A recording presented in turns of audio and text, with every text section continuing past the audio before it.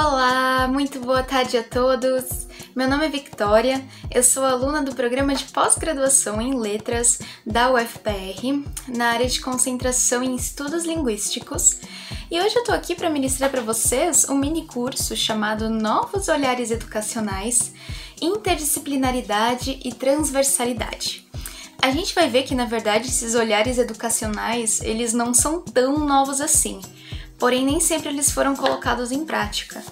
Esse curso é um oferecimento também da 22ª Semana de Letras da UFPR. Eu tô muito feliz em poder participar novamente. Ano passado eu também ministrei um mini curso sobre a área de políticas linguísticas.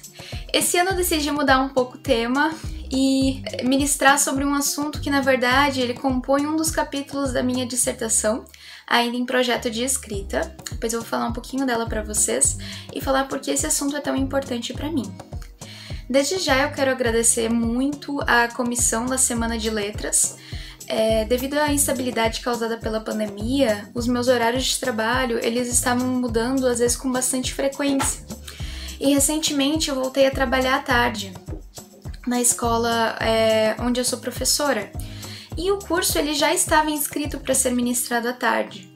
Sendo assim, eu me comuniquei com a comissão da Semana de Letras e eles prontamente me ofereceram a solução de oferecer esse curso na modalidade gravada. Com a modalidade gravada, a gente tem algumas desvantagens, eu não consigo interagir diretamente com vocês, o mini curso ele fica muito menos dinâmico do que eu gostaria. Bom, eu sou professora de idiomas, eu gosto de coisas muito dinâmicas, mas na modalidade gravada isso infelizmente não é possível. Porém, foi uma das soluções oferecidas, eu achei bastante boa. Eu fico muito feliz pela prontidão da comissão, agradeço muito. E eu tentei enxugar, assim, um pouco do conteúdo, colocar algumas perguntas reflexivas. E já digo de antemão que qualquer coisa vocês podem me enviar um e-mail que eu vou colocar nos comentários, o meu endereço de e-mail. Qualquer dúvida, se vocês tiverem alguma ideia, por exemplo, vamos fazer um trabalho sobre isso? Eu gostaria de falar sobre isso no meu ambiente de trabalho, como eu faço? Vocês podem me escrever, porque esse é um assunto que sinceramente, eu estou apaixonada por esse assunto que eu vou falar para vocês. Eu acho que ele pode ter um grande impacto na educação brasileira, pode nos ajudar muito. Então vamos lá, por que eu escolhi esse tema? Bom, esse tema ele tem a ver com o meu projeto de mestrado, que é a criação de um material didático de ensino de alemão para a escola pública. E esse projeto, ele é realizado a partir de jornais históricos, ou seja, jornais que foram publicados em Curitiba no início do século XX, jornais escritos em alemão. Então, o jornal que eu estou utilizando para o meu projeto de mestrado é o Der Kompass, que era escrito, editorado antigamente, que era escrito, editorado no que é hoje o Colégio Bom Jesus, e era um jornal escrito em alemão. E quando eu fui escrever sobre esse projeto, já no andamento do mestrado, eu conversei com o meu orientador, né? E eu pensei, professora, na verdade o que eu estou fazendo é um projeto interdisciplinar, porque eu vou utilizar pelo menos 2 disciplinas. Eu vou falar da minha visão, que é professora de alemão, né? Então, ensino de alemão como língua estrangeira, e também eu vou precisar da disciplina de história. Afinal, eu vou abordar temas históricos no meu projeto. Então, isso nada mais é do que interdisciplinaridade. E o meu professor conversou comigo, ele falou para eu pesquisar um pouco mais a fundo e pesquisar também sobre a transversalidade. É um assunto hoje bastante falado e bastante discutido. Então, foi assim que eu comecei a pesquisar sobre essas temáticas e eu fiquei apaixonada pelo que eu encontrei. Então, esse foi o primeiro motivo pelo qual eu estou dividindo hoje esse tema com vocês. O segundo assunto é que atualmente eu estou trabalhando na educação infantil. E uma coisa muito interessante que a educação infantil me trouxe foi um novo olhar antropológico sobre o aluno. E eu explico para vocês. Bom, eu sou licenciada em letras, então eu fui treinada, eu refleti muito sobre como ensinar o meu objeto de estudo, como eu ensino o trabalho com linguagem. Eu refleti muito, estudei muito isso na minha graduação, lá no Rio Grande do Sul. Também, claro, eu faço os alunos refletirem sobre outros aspectos quando eu dou aula para adolescentes, pensarem sobre a sociedade, sobre a cultura. Então não fico só na gramática, por exemplo. Mas de qualquer forma, sim, o meu estudo na graduação se resumiu a pensar no meu objeto de estudo e como ensinar esse objeto para jovens, para adolescentes, para pré-adolescentes. Pois eu sou licenciada. Outros colegas licenciados, por exemplo, um colega licenciado em matemática, ele estudou como ensinar matemática. Talvez uma colega graduada em biologia, ela estudou como ensinar biologia. E eu achei muito interessante, porque quando a gente trabalha com crianças, não é bem assim que funciona. Com crianças, elas são vistas de uma maneira muito mais integral do que a gente olha para os adolescentes. Então, por exemplo, eu trabalho diversos aspectos da criança, às vezes numa única brincadeira. Com a criança, eu preciso desenvolver aspectos emocionais, físicos, motores, aspectos cognitivos também. O lado artístico da criança eu vou trabalhar, o lado da socialização. Então, por exemplo, eu trabalho numa escola bilíngue. Quando eu brinco de amarelinha com uma criança, na verdade eu estou desenvolvendo tantos aspectos que eu nunca tinha parado para pensar antes. Então, quando eu jogo amarelinha com ela e eu conto as casas da amarelinha em alemão, no meu caso, eu estou trabalhando a parte linguística, né, o vocabulário, a fonética de outra língua. Ao mesmo tempo, eu estou trabalhando a coordenação motora. Então, o meu aluninho, ele vai ter que pular num pé só, pular em dois, pular num pé só, vai ter que treinar o equilíbrio dele. Ao mesmo tempo também, eu estou trabalhando a parte da gestão emocional. Por exemplo, se a pedrinha dele não cair dentro da casinha e ele não puder jogar, isso vai gerar uma certa tristeza nele? Vai, mas ele vai ter que aprender a lidar com essa tristeza. Isso é gestão emocional. Também estou trabalhando aspectos sociais. Então, se ele está jogando com outro coleguinha, ele tem que esperar a vez dele. A gente vê os bem pequenininhos, quando eles querem num brinquedo, eles já chegam e já empurram a outra criança que estava no brinquedo. Conforme eles vão crescendo, eles sabem que eles não podem mais só chegar e empurrar o coleguinha, eles têm que esperar a vez deles. Vejam, no mesmo exercício eu trabalho diferentes aspectos. E isso eu achei muito interessante. Eu comecei a refletir, será que isso não é uma interdisciplinaridade de uma forma ou outra? Outra coisa que eu comecei a me perguntar, por que eu vejo a criança de maneira tão rica e tão integral e eu não vejo mais o adolescente no ensino médio dessa maneira? Com o adolescente eu só trabalho a parte cognitiva, a parte de lógica, e com a criança eu ainda vejo ela de maneira muito mais integral. Por que eu não me vejo de maneira integral? Por que eu só penso em desenvolver meu lado cognitivo e não me importo com exercícios físicos, não me importo mais em me desenvolver artisticamente? Foram muitas perguntas. O terceiro motivo que me levou a pesquisar esse tema e também a fazer esse mini curso para vocês é uma estatística muito triste que a gente tem no Brasil. Então, no Brasil, dos quase 50 milhões de jovens entre 14 e 29 anos que a gente tem no país, aproximadamente 20,2% deles não concluíram alguma etapa da educação básica. Esses são dados do PNAD, do IBGE, do último PNAD, e eles entrevistaram alguns jovens para saber por que esses jovens haviam abandonado a escola. Em primeiro lugar, 39,1% dos entrevistados responderam que abandonaram a escola por trabalho. Então, eles precisavam trabalhar. Esse continua sendo um dos motivos principais. Porém, o que surpreende é que, em segundo lugar, 29,2% dos entrevistados responderam que abandonaram a escola por falta de interesse. Vejam, nossos jovens abandonam a escola porque não têm interesse em estudar. E uma das coisas muito frequentes é colocar essa culpa sobre os próprios jovens. Então, os jovens não estudam porque são preguiçosos, porque não querem nada com nada, mas isso não é verdade. Os jovens, eles também têm seus sonhos e projetos de vida. A questão é como a escola tem trabalhado com esses sonhos. Será que a escola oferece sentido aos nossos jovens? Será que a escola faz sentido? Não sei. De qualquer forma, a interdisciplinaridade e a transversalidade, elas propõem um novo sentido nas nossas aulas. Elas propõem uma educação que se encaixe no nosso mundo, que faça sentido para os nossos dias. Por isso que eu quero convidar você agora a mergulhar comigo, nós já estamos mergulhando, na verdade, nesses assuntos tão ricos e convidar você a mudar a sua maneira de pensar a sua aula, a mudar a maneira de pensar a sua pesquisa, para que ela fique cada vez mais rica e contribua cada vez mais para a nossa sociedade.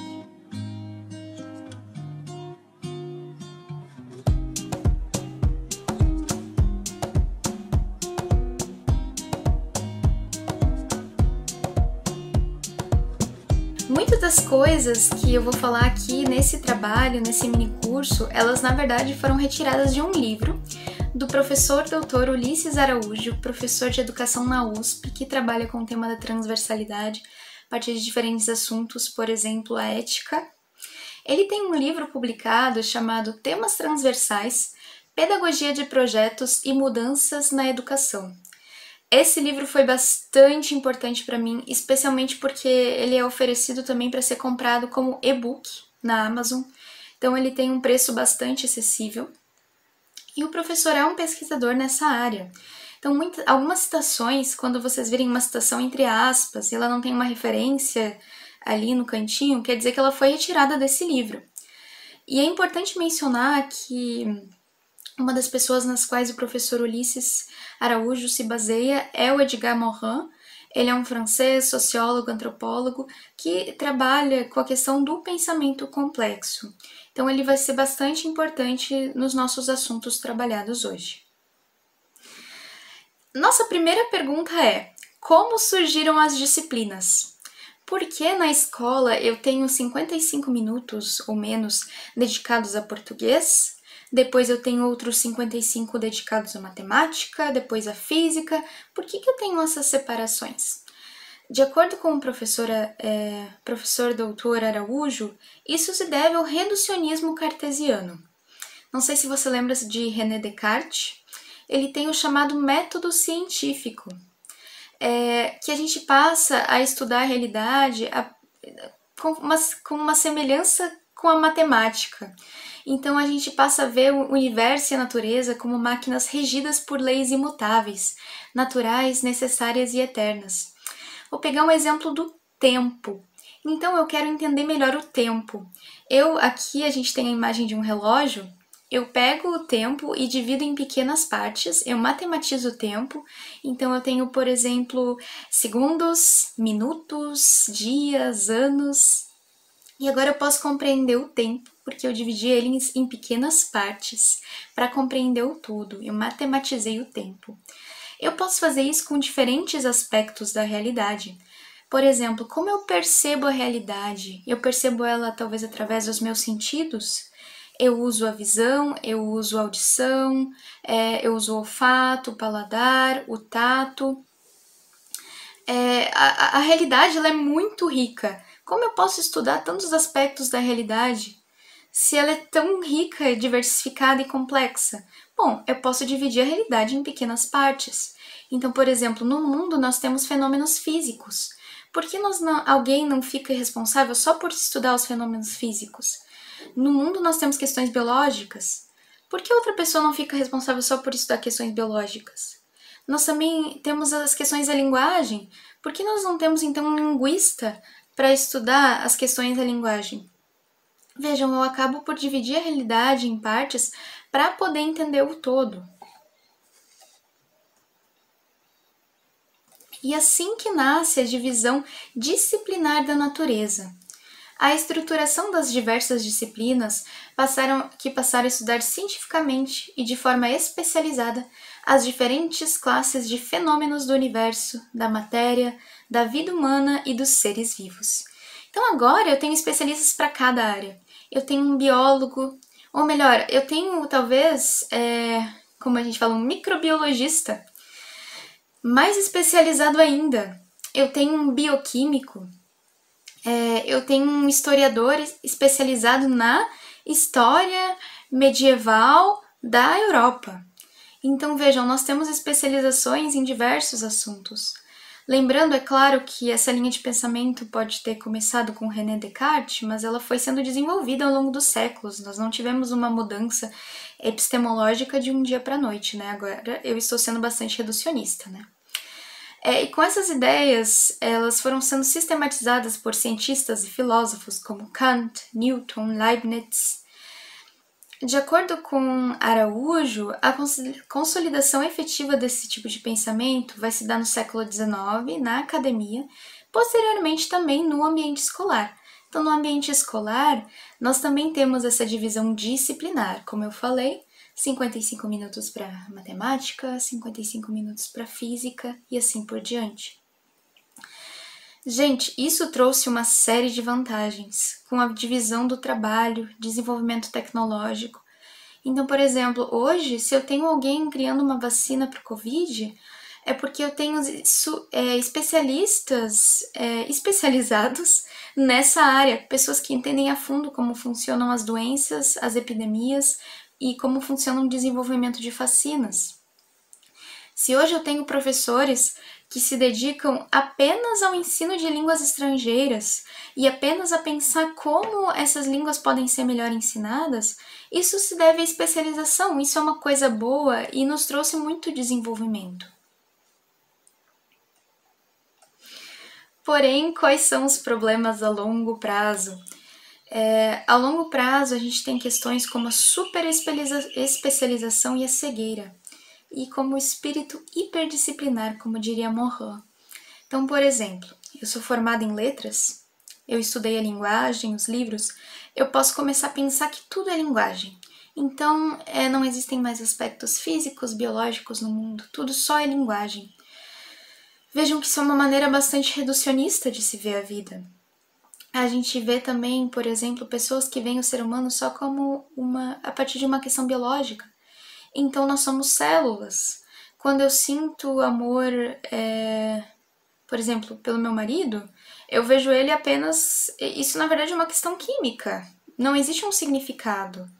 Vejam, mas será que não existe significado? Será que quando você sente amor por um amigo, isso não tem significado? Será que isso é só química? Vejam como... Agora eu tô sendo bem tosca, tá, gente? Não tô dizendo que todas as pessoas dessa área pensam assim, pessoas da letras pensam assado, mas existem sim esses pensamentos presentes no nosso meio. E às vezes nós mesmos pensamos assim sem nos dar conta. Então, aqui eu tenho o que o Morin chama de espírito hiperdisciplinar. Isso traz o que a gente chama de paradigma da simplificação, a partir de 3 aspectos: disjunção, redução e abstração. Disjunção nós já percebemos o que é, então é essa separação de conhecimentos. Eu posso, por exemplo, produzir um smartphone, sou um engenheiro, e eu penso só nos aspectos técnicos. Então, como eu faço esse smartphone funcionar de maneira efetiva e funcional, enfim, de uma boa maneira. E eu acabo esquecendo que impactos o smartphone vai ter na sociedade. Então, eu esqueço que eu programei aquele smartphone para funcionar que nem um caça-níqueis, que os meus usuários vão ficar viciados e vão ter problemas de saúde mental a partir daquelas notificações estilo caça-níqueis. Veja, eu tô sendo bem dramática, mas isso acontece. Então eu tenho aqui um conhecimento científico separado da reflexão filosófica. Eu faço um artefato tecnológico e eu não penso mais no impacto que ele tem socialmente. Isso é uma espécie de disjunção. A gente separa tanto as diferentes áreas que a gente não consegue mais refletir sobre elas de maneira coordenada. A disjunção também nos leva à redução. Então, aquilo que eu falei, a vida é só linguagem, ou a vida é só biologia. Eu reduzo o ser humano e as coisas da vida a algumas questões. Eu não vejo mais a realidade como complexa. E aí, para poder compreender essas coisas reduzidas, eu preciso abstrair. Então, eu vejo a história a partir de abstrações, como uma listagem de fatos. O mundo se torna mapas. Eu conheço as plantas a partir de fotos. Eu preciso de abstrações para lidar com essas questões da realidade.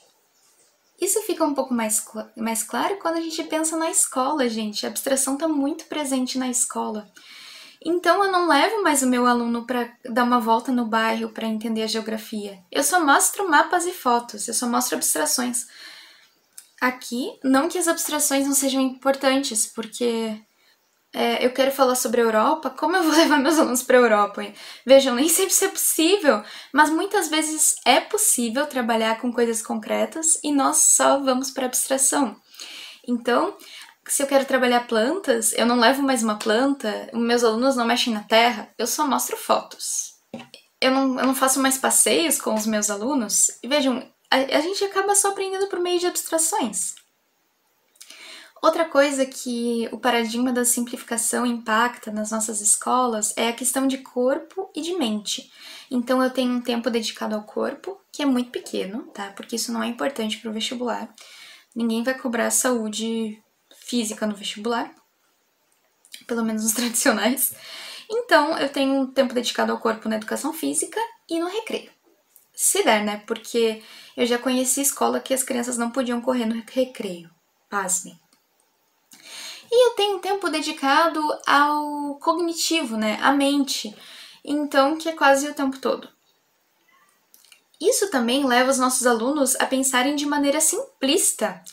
O que acontece? Quando, por exemplo, eu vou dar um exemplo aqui.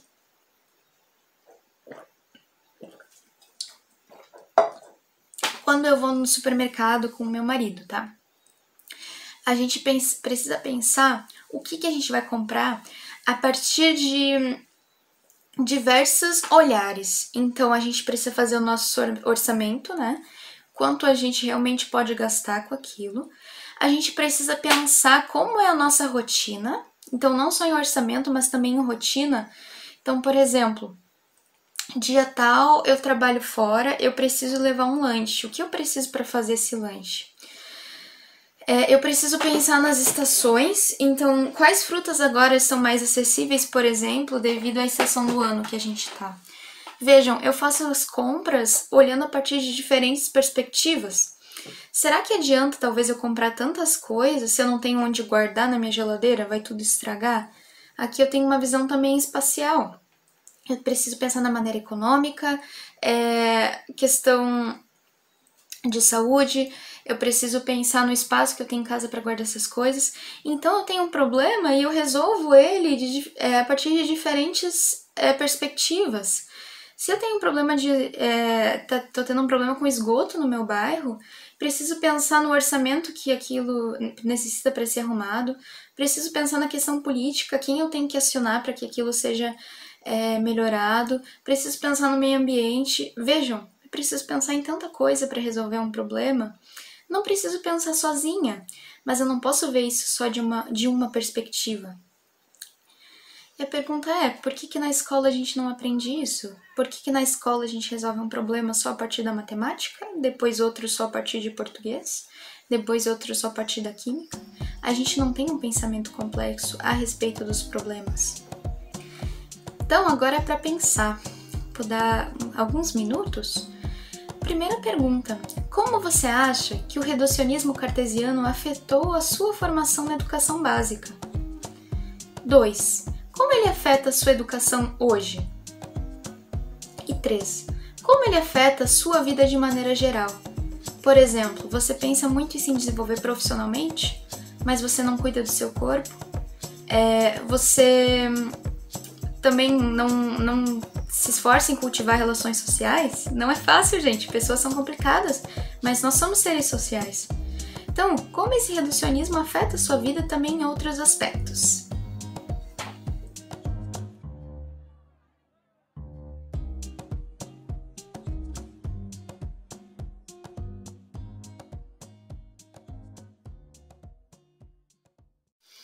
Bom, já no decorrer do século XX, as pessoas perceberam que os pressupostos das áreas disciplinares tradicionais não conseguiam explicar a complexidade dos fenômenos estudados.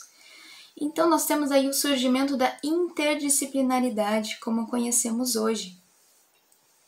Para estudar alguns fenômenos, foi se percebendo que eu precisava do aporte de diferentes especialistas. Existem diversos exemplos.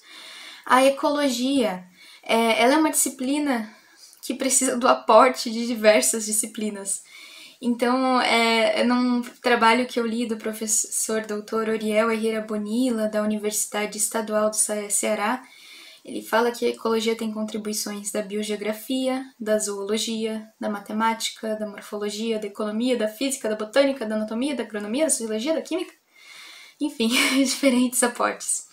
A ética, gente, para eu estudar ética hoje eu preciso de aportes da neurobiologia, por exemplo.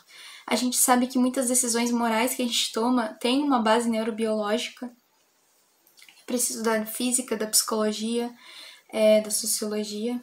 Vejam, eu estudo alguns fenômenos da realidade a partir com a contribuição de diferentes disciplinas.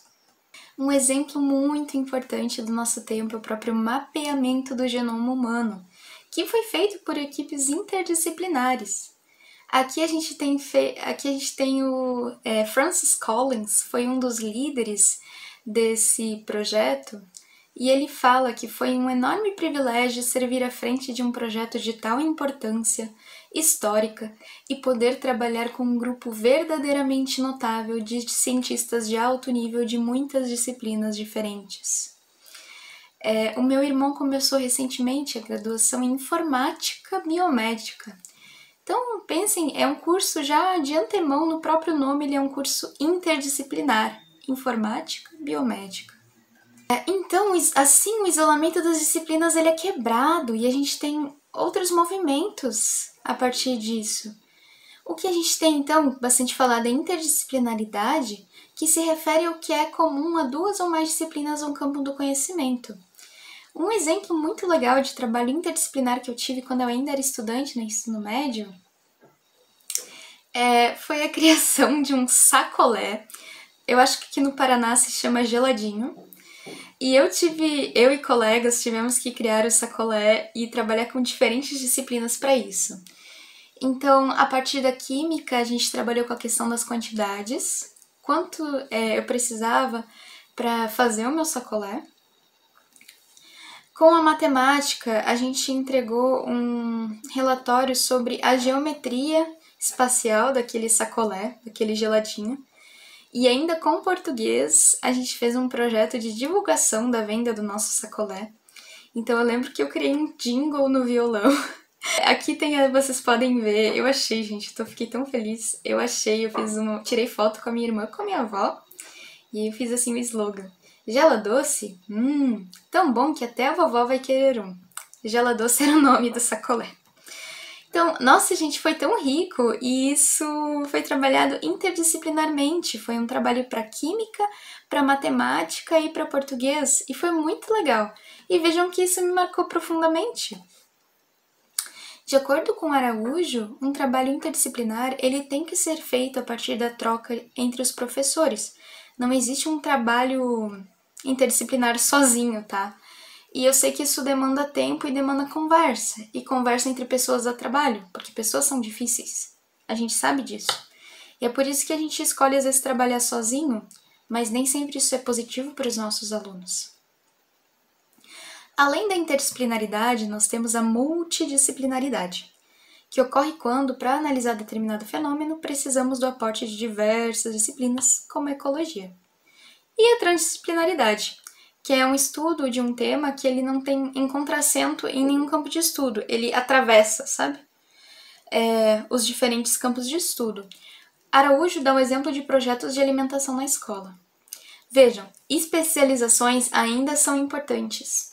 Para fazer meu projeto do sacolé, eu ainda precisei do que eu aprendi em matemática, português e química. Mas as professoras fizeram um trabalho coletivo e eu usei isso para enriquecer ainda mais o meu entendimento sobre a realidade. E pensem que um confeiteiro, no seu dia a dia, ele vai precisar também olhar a realidade a partir de diferentes perspectivas para vender os seus produtos.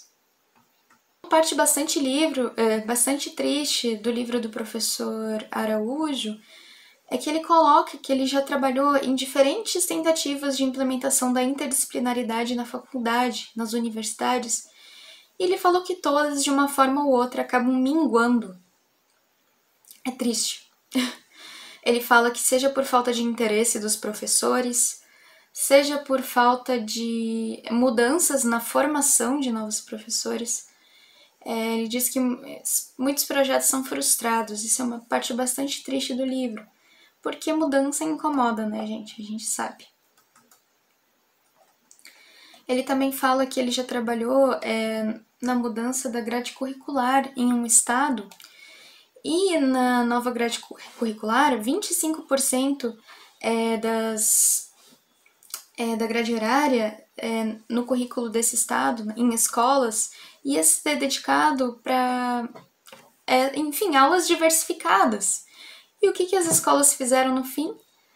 Elas usaram esses 25% para colocar mais aula de matemática, mais aula de português, e só mudaram o nome para parecer algo diferente. Então, esse é um relato bastante triste do livro. Para pensar, você já participou de algum projeto interdisciplinar na escola ou na faculdade? 2. Como você poderia propor um projeto interdisciplinar nesses ambientes? 3. Quais seriam os desafios para isso?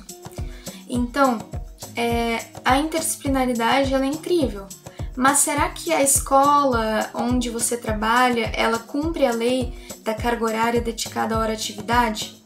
Será que você tem tempo para planejar um projeto interdisciplinar com outros professores? É um assunto complexo.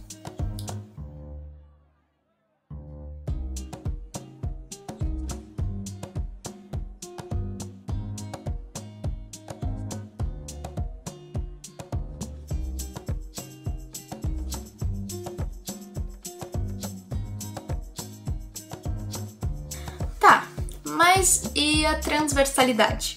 Por que eu não falei nela? Eu falei da transdisciplinaridade, que é diferente da transversalidade. E o que seria, afinal? Com o passar do tempo, foi se percebendo que a interdisciplinaridade era muito rica, mas ainda não era suficiente.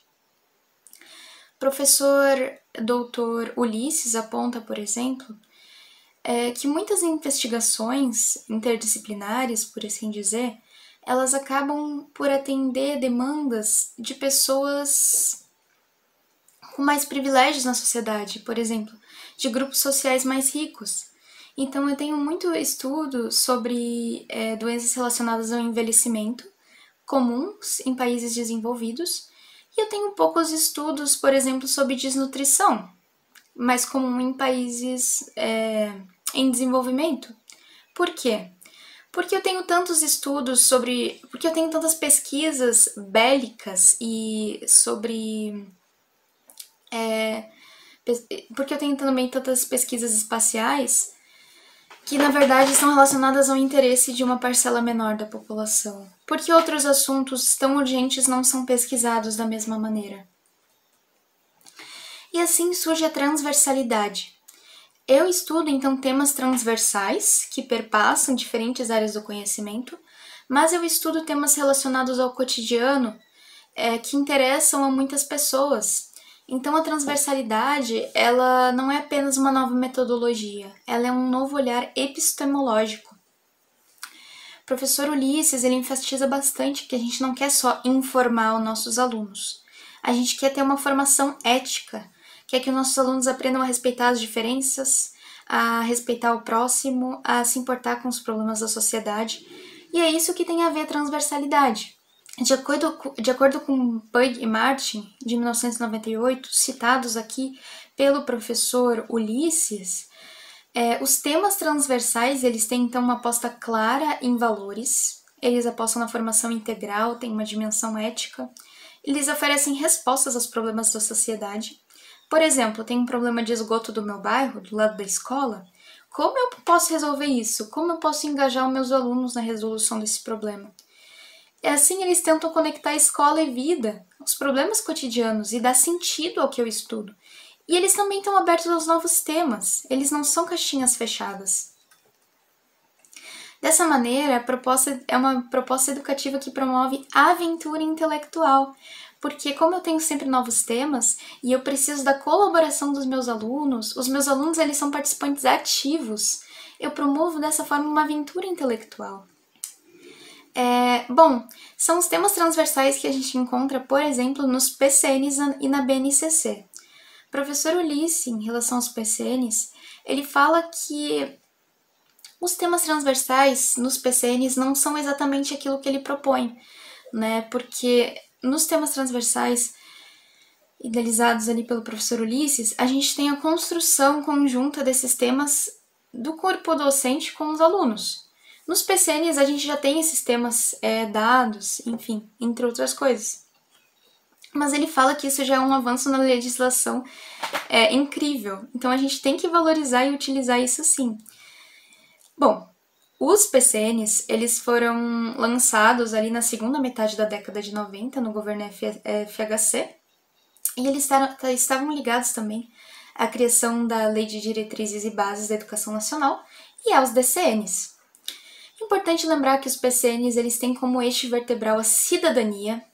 Eles enfatizam princípios democráticos, como a dignidade da pessoa humana, igualdade de direitos, participação, corresponsabilidade pela vida social.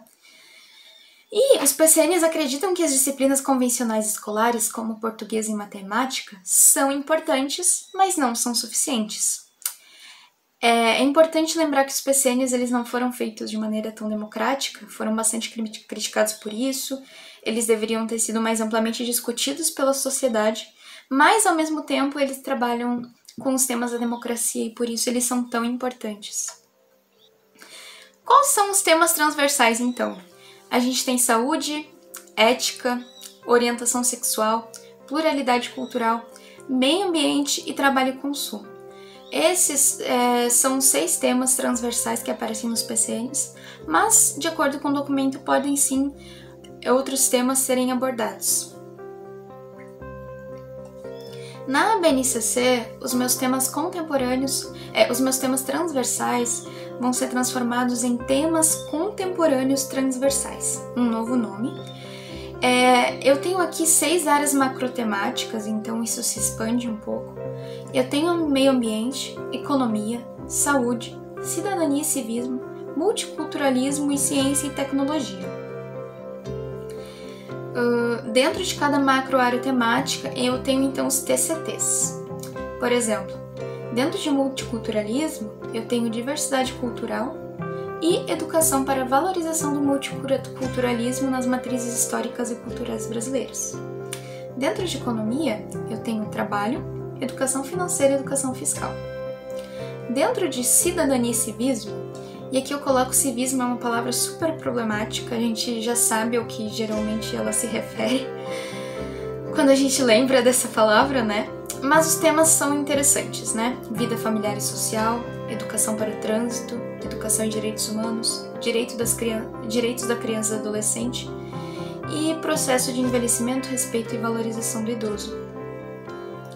Eu não vou entrar aqui na questão de como a BNCC foi problemática.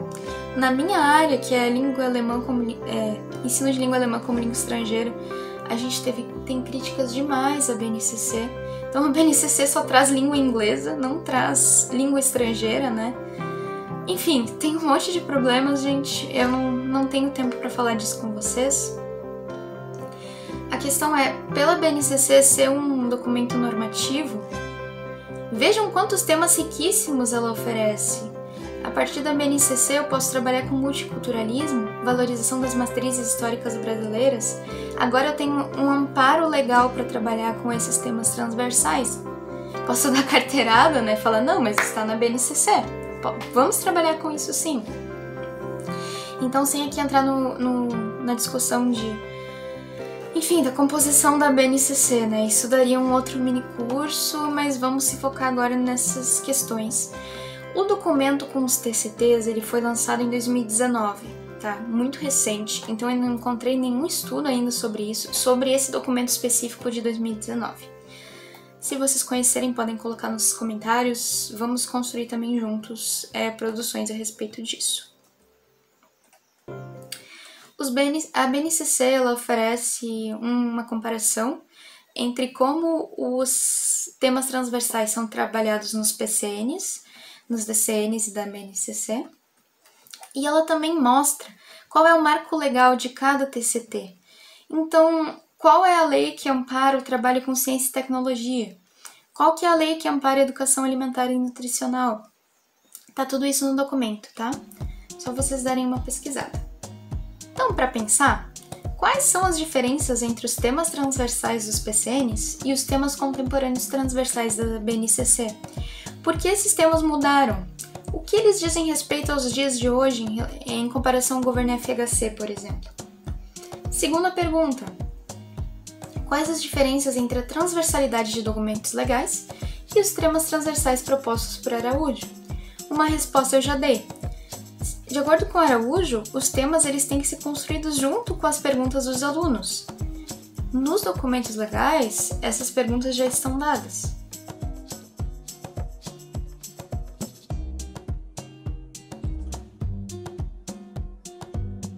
Bom, vamos então para dicas de atividades. Como é que eu posso implementar a transversalidade na escola? De acordo com Araújo, então, a melhor maneira é através de projetos. Quando eu trabalho com projetos, eu posso trabalhar e construir o meu material junto com os alunos. É claro, o professor continua sendo o orientador, o mentor, aquele que direciona o trabalho, mas os alunos são ouvidos e eles participam dessa construção. Eu não vou dar um passo a passo aqui de como trabalhar com projetos, porque isso seria tema de outro mini curso também. Dá muito trabalho, tá, gente? É mais difícil trabalhar com projetos do que pegar ali o livro didático pronto, tá? Mas eles enriquecem demais a vida dos alunos. Aqui, então, eu trouxe 3 exemplos práticos de escolas que trabalharam com transversalidade ou com interdisciplinaridade. Uma das escolas foi uma escola no Distrito Federal que trabalhou com educação alimentar e nutricional, no projeto Escola Saudável. Então foi um projeto transversal, composto por 6 encontros e feito a partir da interação entre nutricionistas e pedagogos.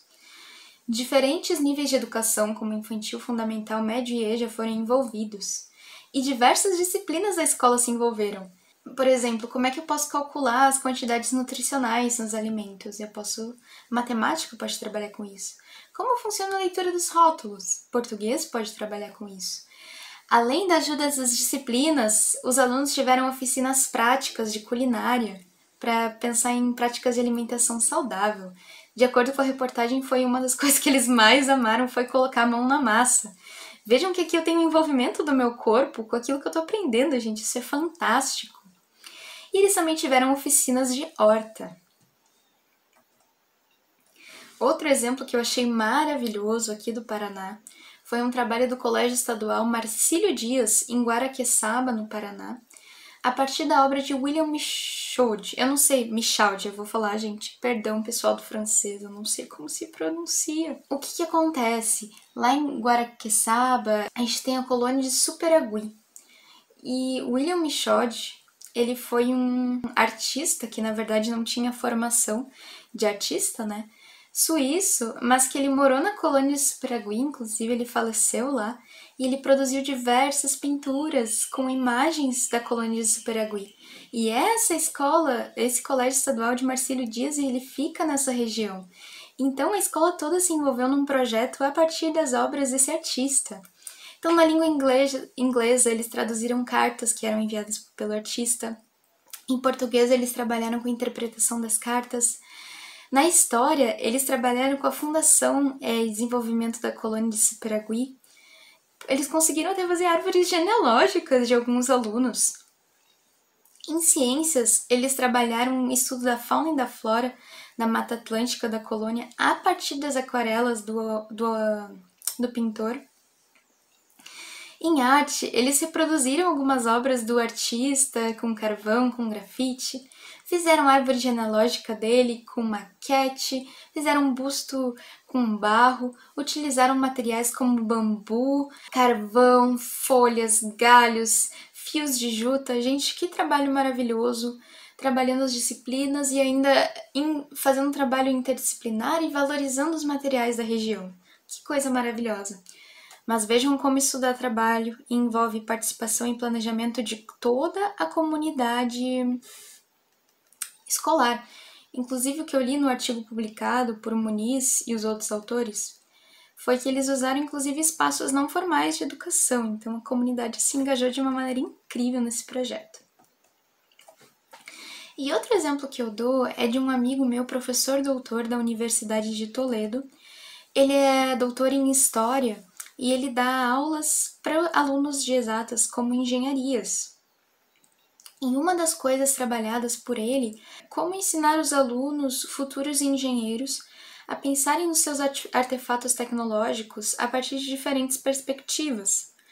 Para isso, o professor Dr. Luiz Adriano Borges, ele utiliza uma fundamentação teórica do autor Herman Doivert, que foi um filósofo holandês. Doivert via a realidade a partir de diferentes aspectos modais. Então, quando eu estudo a realidade, ela tem aspectos quantitativos, espaciais, cinéticos, físicos, bióticos, sensitivos, formativos, linguísticos, sociais. Então, um dos trabalhos do professor é desenvolver esse olhar multi, nos futuros engenheiros.